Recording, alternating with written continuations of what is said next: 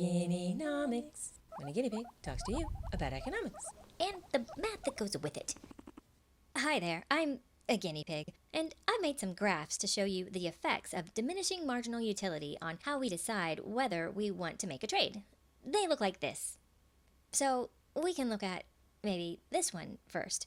This graph shows how much Rosie likes lettuce. Here's the lettuce leaves we're talking about. They are pretty much uniform. This is how much utility she expects to get from eating each piece of lettuce. Remember that these pieces of lettuce are all the same. There is nothing physically different about any of them. Diminishing marginal utility is the only reason that Rosie gets different amounts of utils from each leaf of lettuce. When Philip asks Rosie if she wants to trade a piece of lettuce for a slice of tomato, Rosie thinks about this graph, and then about this graph, which shows how much she likes tomatoes, to figure out if this trade will be beneficial for her. I know some people don't actually picture the graphs in their heads when they make decisions, but these are graphs of what they are picturing, however that looks to them. Rosie is considering how much she likes lettuce leaves versus how much she likes tomato slices. But that's not the only thing she has to consider. She has to know how many lettuce leaves she has to know how much giving up one leaf will cost her, because each leaf costs her a different amount of utils.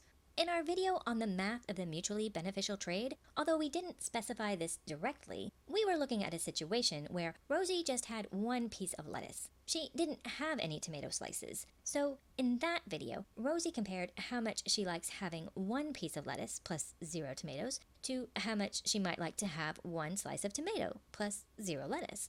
And she did not trade. Her first piece of lettuce was worth more to her than her first slice of tomato. But what if Rosie has 3 pieces of lettuce and no tomatoes? Well, she's going to think about how much she likes to have 3 pieces of lettuce without any tomato, compared to how much she might like to have a slice of tomato plus 2 pieces of lettuce.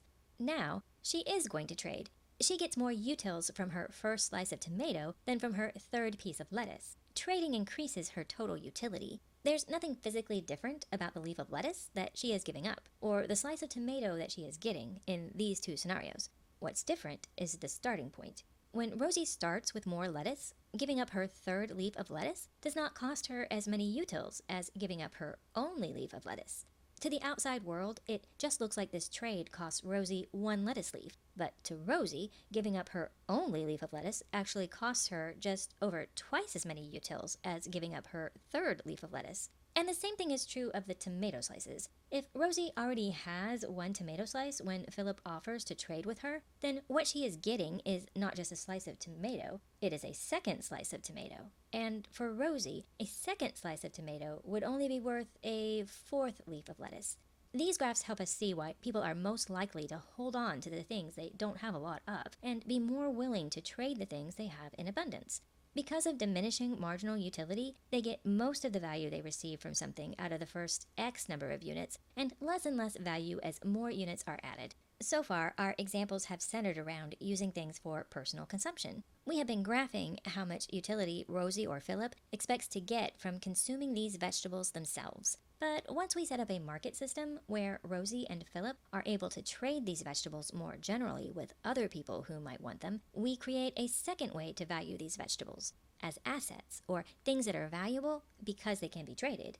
But that will be in a different video. There is a special type of asset called money that Rosie will talk about soon. I'll wait for her to get there first, because then I won't have to do as many talky parts. I'm mainly here for the graphs. Thanks for coming. I really do appreciate it when you come to visit. I'll make more graphs for next time. It's really not so bad when it's the same people coming back to watch. They seem very friendly, actually. They've all been so nice.